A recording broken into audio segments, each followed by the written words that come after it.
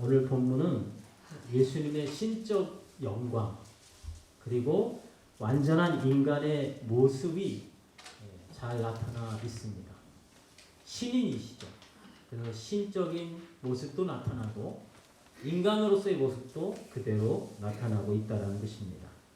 그래서 오늘 본문을 통해서 믿으면 하나님의 영광을 보리라 하는 제목으로 말씀을 선포할 때 여러분에게 부활 생명이신 예수 그리스도를 믿는 그 믿음으로 충만하시기를 주님의 이름으로 축복합니다. 예수님께서 나사로의 장래에 나흘째에 도착하셨습니다. 자, 예수님을 맞이하는 마르다와 마리아는 예수님의 방문이 너무 늦어서 그래서 섭섭하고 아쉬운 마음으로 예수님을 맞이하죠. 그럼 어찌합니까? 이제 죽었는데. 그래서 더 이상 이제 돌이킬 수 없는 일이 돼버렸고. 그래서 예수님을 맞이하되 예수님을 조문객으로서 우리를 위로해주는 분으로서 맞이를 하게 됩니다. 그러나 예수님의 방문은 위로가 아니었습니다. 바로 하나님의 뜻을 이루고 하나님의 영광을 나타내시기 위해서 방문하셨다는 사실입니다. 그래서 예수님은 마르다에게 내 오라버니 나사로가 다시 살리라 이 말씀을 하시죠. 근데 마르다는 그 말을 못 알아들어요. 그러면서 마지막 날에 부활의 때에는 내 오라비가 다시 살 줄로 내가 아나이다 이렇게 말하죠. 마르다는 안다고 대답했지만 사실 몰랐어요. 예수님이 누군지. 그는 예수님을 정확하게 고백을 하기도 해요. 주는 그리스도시고 하나님의 아들이신 줄 분명히 믿고 알았습니다. 그렇지만 예수님이 오셔서 내 오라비가 다시 살리라 이 말씀을 하셨을 때 못 알아듣는 거예요. 그러니까 하나님이라고 고백을 하면서 그 믿음은 그렇게 고백을 하지만 실제로는 예수님이 하신 말씀을 믿지를 못한다는 거죠. 우리도 많이 그렇습니다. 말로는 우리가 하나님을 잘 믿는다고 하나님을 전능하신 분이라고 믿는다고 고백을 하지만 그럼 우리는 우리 생각으로 하나님을 제한할 때가 너무 많은 거죠. 마르다처럼. 그래서 예수님은 못 알아듣는 마르다에게 다시 한번 말씀하시죠. 나는 부활이요 생명이요. 나를 믿는 자는 죽어도 살겠고 무릇 살아서 나를 믿는 자는 영원히 죽지 아니하리라. 이렇게 선언하시고 이것을 내가 믿느냐 이렇게 물으셨습니다. 그 물음에 마르다는 또 이해하지 못하고 그게 무슨 말인지 알 수 없죠. 그래서 단지 예수님은 그리스도시고 세상에 오시는 하나님의 아들이십니다. 그냥 자기 신앙 고백만 할 뿐이었습니다. 마르다가 예수님 말씀을 이해하지 못하는 것은 충분히 이해가 됩니다.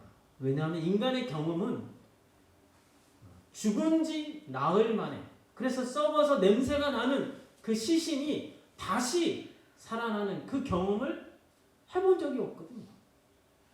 그 예수님이 죽은 지 나흘 만에 죽어서 냄새나는 그 나사로가 다시 살리라 이 말씀을 하셔도 들리지가 않는 거죠.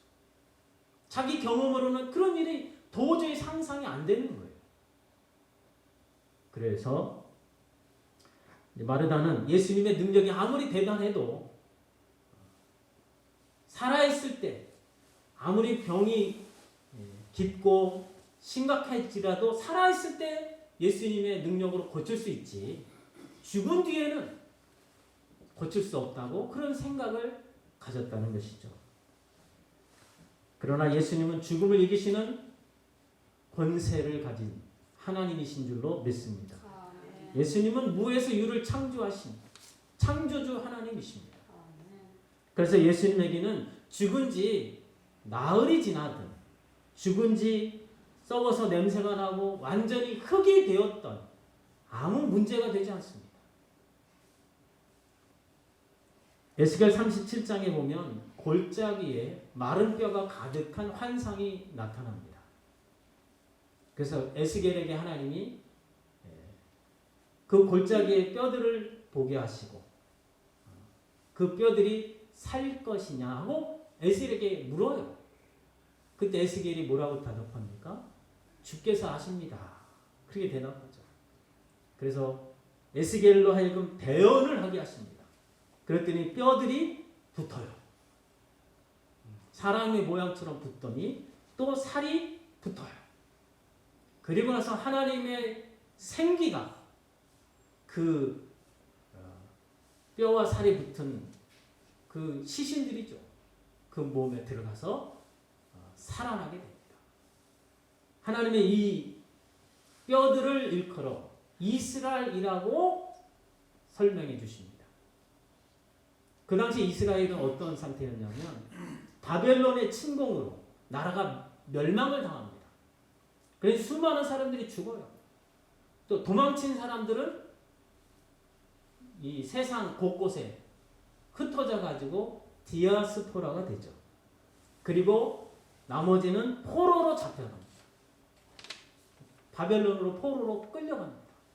이런 상태를 보고 이들이 바로 이스라엘이고 골짜기에 있는 마른 뼈와 같다. 이렇게 말씀하십니다. 그러니까 마른 뼈는 아무 소망이 없는 그런 이스라엘을 상징하는 것입니다. 그러나 하나님께서 그들을 말씀하시니 그들이 다시 살아났다는 거죠. 그래서 하나님께는 죽은 지 나흘이 돼서 썩어 냄새가 나는 시신이라 할지라도 수백 년이 지나고 수천 년이 지나고 아니 수만 년이 지났다 할지라도 그래서 흔적도 없이 흙이 되어버려서 사라졌다 할지라도 하나님이 말씀하시면 그대로 다시 부활하여 생명을 얻게 될 줄로 믿습니다. 사랑하는 성도 여러분, 우리 인간은 죽음 앞에서 두려워 떱니다. 그래서 죽음을 피하려고 어찌하든지 도망가려고 하지만 결국은 다 죽음 앞에 잡혀서 죽음을 극복하지 못하고 무기력하게 죽게 되죠. 이것이 인간의 모습입니다. 그러나 창조주 하나님 앞에서는 인간의 죽음은 아무런 문제가 되지 않는다는 사실입니다. 하나님은 생명의 근원이시고 죽음을 이기시는 부활의 권세자이십니다. 그래서 예수님을 믿는 자는 죽어도 살겠고 살아서 예수님을 믿는 자는 영원히 죽지 않는다고 우리 예수님이 선포하신 것입니다. 이 예수님을 믿는 자만이 부활 생명의 놀라운 복됨과 영광을 누리시는 줄로 믿으시기를 축원합니다. 자, 마리아가 예수님을 맞이합니다. 그러면서 마리아는 예수님 발 아래 엎드려요. 그러면서 말하죠. 주께서 여기 계셨더라면 내 오라비가 죽지 아니하였겠나이다. 그러면서 슬피 웁니다. 그리고 그 마리아를 따라온 사람들도 마리아를 따라서 울어요.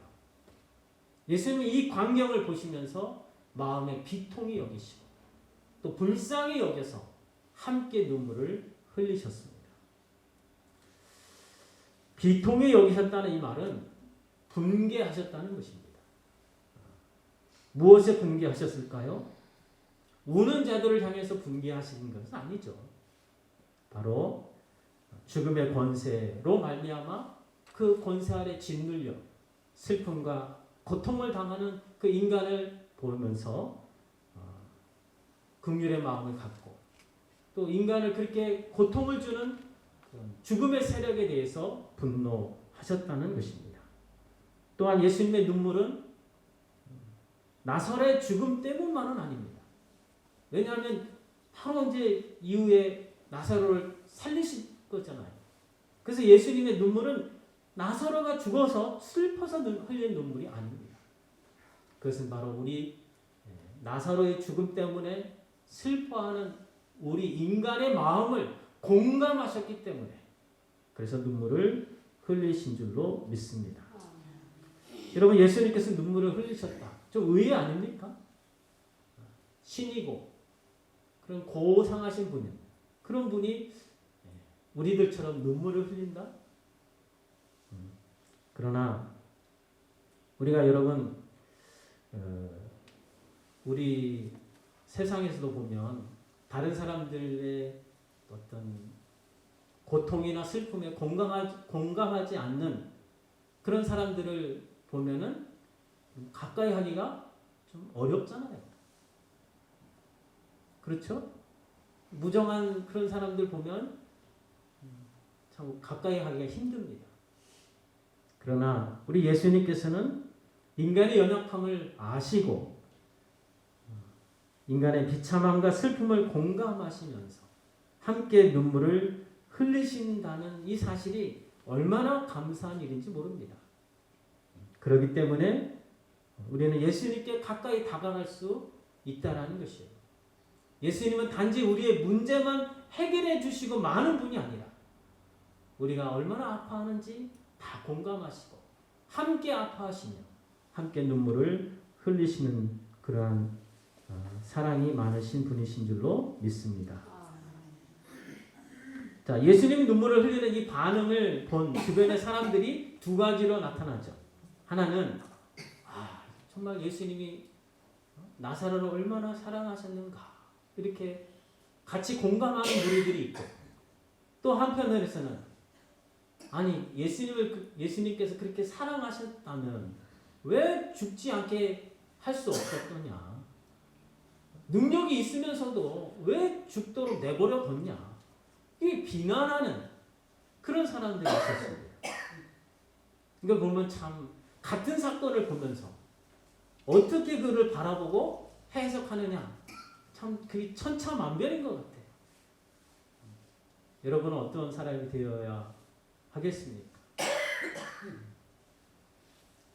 공감하는 사람들처럼 아픔을 공감하고 함께 우리가 위로해주는 그런 사람이 복된 줄로 믿습니다. 근데 이제 비난하는 사람들 보면 우리가 참 성급하다 그렇게 생각할 수 있어요. 그렇죠? 곧 예수님이 그 사랑하는 나사로를 살리실 것인데, 잠시 후면 그런 놀라운 일을 경험할 것인데 그걸 모르니까 성급하게 예수님을 비난하고 또 불신앙을 드러내고 있다는 거죠. 근데 우리가 그들을 비난을 할 수가 없습니다. 왜냐하면 우리도 종종 그러거든요. 우리가 언제 그럽니까? 우리가 좋은 일 있고 기쁘고 행복한 일이 있을 때는 다 믿음이 있는 것 같아요. 그런데 이해하지 못하는 고난, 고통, 어려움, 억울한 일, 그런 일을 만나면 우리는 어떻습니까? 하나님이 도대체 왜 내게 이런 일을 허락해 주셨을까 하고 의욕을 갖고, 또 더 나아가서는 원망하고 불평하기도 하고 시험에 들기도 한다라는 거죠. 그러나 하나님의 행하심에는 조금도 불의한 것이나 또 악한 의도에서 행하시는 것은 결코 없는 줄로 믿습니다. 그렇죠? 여러분, 우리 눈에는 참 부당하게 보이고 억울한 것처럼 보이는 것들이 너무 많잖아요. 그러나 하나님은 모든 것이 협력하여 선을 이루도록 우리를 인도하실 줄로 믿습니다. 그래서 예수님은 요한복음 13장 7절에서 이렇게 말씀하십니다. 내가 하는 것을 내가 지금은 알지 못하나 이후에는 알리라. 우리가 예수님의 행하심을 다 이해할 수가 없죠. 그렇지 않습니까? 하나님의 행하심을 우리가 다 어떻게 이해할 수 있겠습니까? 그러나 분명하게 우리가 고백하고 믿는 것은 모든 것을 합력하여 선을 이루게 하신다는 사실입니다. 하나님을 믿는 자에게 하나님은 마침내 평강으로 인도하셔서 우리로 하여금 세상에 어떤 일이 만날지라도 요동하거나 흔들리지 않고 평강을 누리게 하도록 인도하실 줄로 믿습니다. 자, 마르다와 마리아 뿐만 아니라 모든 사람들은 예수님이 나흘 씩이나 늦게 도착하신 거에 대해서 이해할 수가 없었죠. 그 누구도 예수님이 나흘 늦은 것에 대해서 왜 그렇게 하셨는지 알 수가 없었다는 것입니다. 그러나 예수님은 임의대로 그렇게 하신 게 아니라 하나님의 뜻을 이루기 위해서 하나님과 보조를 같이 하시며 그렇게 하셨다는 것입니다. 그래서 예수님은 늦게 도착하신 것이 아니라 가장 정확한 시간에 그곳에 도착하셔서 마침내 하나님의 영광을 나타내신 줄로 믿습니다. 드디어 예수님은 이제 나사로 무덤 앞에 가셨어요. 그래서 무덤에 막고 있는 그 돌을 옮겨 놓으라 이렇게 말씀하십니다. 그때 이제 마르다가 또 나섭니다. 예수님, 오빠가 죽은 지 벌써 나흘이나 지나서 벌써 냄새가 납니다. 이 말은 무엇입니까? 썩어서 냄새나는 나사로를 봐서 뭐 하겠느냐는 거죠. 그냥 내버려 두는 게 좋겠다는 말입니다. 그렇죠? 우리가 아무리 살아있을 때는 사랑하고 아끼고 그렇게 존경하는 사람이라 할지라도 죽으면 어쩔 수 없습니다. 썩어서 냄새나기 때문에 격리시켜야 되고, 그래서 이스라엘 그 땅에서 무덤은 그 마을에 있지 않습니다. 마을 바깥에. 그래서 그렇게 거기에 이제 무덤을 두는데, 그래서 이 마르다가 예수님께서 내 오라비가 다시 살리라 이 말씀을 마르다는 못 믿는 거예요. 믿을 수가 없는 거죠. 그래서 예수님은 내 말이 내가 믿으면 하나님의 영광을 보리라 하지 않았느냐. 이 말씀하시니까 사람들이 이제 마지못해서 돌을 옮겨 놓습니다. 돌을 옮겨 놓을 때 그 무덤에서는 냄새가 나겠죠. 그래서 무덤에 돌을 옮기라고 말씀하신 그 이유를 모르는 상태에서 왜 도대체 이런 번거로운 일을 시키실까? 그런 마음으로 예수님의 다음 행보를 주목했을 것입니다. 그래서 예수님은 눈을 들어 하늘을 우러러 보시며 말씀하십니다. 네. 요한복음 11장 41절로 42절 말씀 읽겠습니다. 시작. 아버지여, 내 말을 들으신 것을 감사하나이다. 항상 내 말을 들으시는 줄 내가 알았나이다. 그러나 이 말씀을 하옵는 것은 둘러선 무리를 위함이니 곧 아버지께서 나를 보내신 것을 그들로 믿게 하려 하시니라. 예수님이 이 말씀을 하실 필요는 없어요, 사실은. 근데 둘러선 무리 때문에 이 말씀을 하셨다고 말씀하십니다. 먼저 예수님은 하나님 아버지께 내 말을 항상 들어주시는 것에 대해서 감사를 드립니다. 그리고 이렇게 말씀하시는 것은 둘러선 무리들로 하여금 예수님이 아버지께서 보내신 자인 것을 믿게 하려 함이라고 말씀하시죠. 그리고 나서 예수님은 마치 잠든 친구 나사로를 깨우듯이 부르십니다. 나사로야 나오라. 이 말씀은 무엇입니까? 죽음에서 나오라는 거죠. 예수님의 명령에 죽음의 권세는 더 이상 나사로를 붙들 수가 없었죠. 사랑하는 성도 여러분, 우리 주님께서 나팔 소리와 함께 재림하시는 그날에 바로 무덤에 잠든 모든 성도들의 이름을 부르면서 누구누구야 나오라 이렇게 말씀하실 줄로 믿습니다. 나사로를 살리신 그 권세와 능력으로 동일하게 예수님은 그날의 부활의 재림의 날에 바로 여러분 모두의 이름 한 사람 한 사람 이름을 다 부르시면서 죽음에서 나오라 명령하심으로써 우리에게 부활 생명을 허락해 주실 줄로 믿습니다. 자, 주님의 말씀에 죽은 지 나흘이 돼서 썩어서 냄새가 나는 나사로가 다시 생명을 얻고 걸어 나옵니다.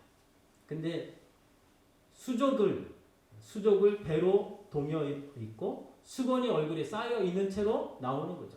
그 나오는 모습이 씩씩하게 걸어 나올 수가 없겠죠. 뒤뚱뒤뚱 하면서 아마 걸어 나왔을 것입니다. 자, 그 광경을 본 주변의 무리들은 기뻐하며 할렐루야 감사했을까요?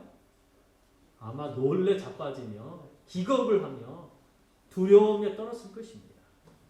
이게 유령을 보는 것인지 아니면 헛개비를 보는 것인지 그 앞에 벌어진 상황이 도대체 어떤 일인지 어떻게 이해를 해야 될지 아마 몰라서 두려움에 떨었을 것입니다. 그래서 예수님은 친절하게 나사로에게 쌓여있는 그 배 그것을 풀어놓아 다니게 하라 이렇게 말씀하시죠. 그래서 가가지고 풀어서 나사로를 만져보면서 나사로가 진짜 부활했구나 하는 것을 이제 느끼게 하신 거죠. 그 결과로 많은 유대인들이 예수님을 믿었다고 성경은 증거하고 있습니다. 사랑하는 성도 여러분, 우리가 결국 죽게 될 것입니다. 하지만 하나님 앞에서 우리의 죽음은 그는 저주도 아니고 멸망도 아닙니다. 여러분, 세상은 죽음을 사망이라고 말합니다. 이게 무슨 뜻입니까? 죽어서 망했다는 겁니다. 그래서 우리 그리스도인들은 이 말을 안 쓰죠? 우리는 뭐라 그럽니까? 결세했다고 합니다. 세상을 이별했다는 거예요. 세상을 버렸다는 겁니다. 그래서 우리 주님이 재림하시는 그날에 나사로를 살리신 그 권세와 능력으로 바로 여러분들을 여러분의 무덤에 묻힌 지 100년이 지나든 1000년이든 상관없습니다. 여러분의 이름을 한 사람 한 사람 이름을 다 부르시면서 아무개야 나오라 이렇게 말씀하시면 그대로 죽음은 우리를 다 내어놓고 우리에게 예수님의 부활 생명이 함께 하셔서 천국에서 영생을 누리게 될 줄로 믿습니다. 데살로니가전서 4장 16절입니다. 같이 읽습니다. 주께서 호령과 천사령의 소리와 하나님의 나팔 소리로 신이 하늘로부터 강림하시리니 그리스도 안에서 죽은 자들이 먼저 일어나고 밑에 보라 내가 너희에게 비밀을 말하노니 우리가 다 잠잘 것이 아니요 마지막 나팔에 호령이 다 변화되리니 나팔 소리가 나매 죽은 자들이 썩지 아니할 것으로 다시 살아나고 우리도 변화되리라.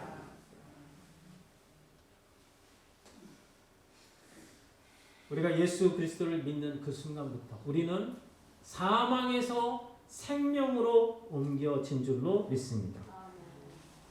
그래서 우리는 예수님을 믿는 그 순간부터 예수님의 생명이 우리 안에 거하면서 우리는 영원히 죽지 아니할 줄로 믿습니다. 예수님의 말씀에 죽음의 권세는 깨졌고 죽음은 더 이상 성도들에게 힘을 쓸 수가 없다는 사실을 믿으시기를 축원합니다.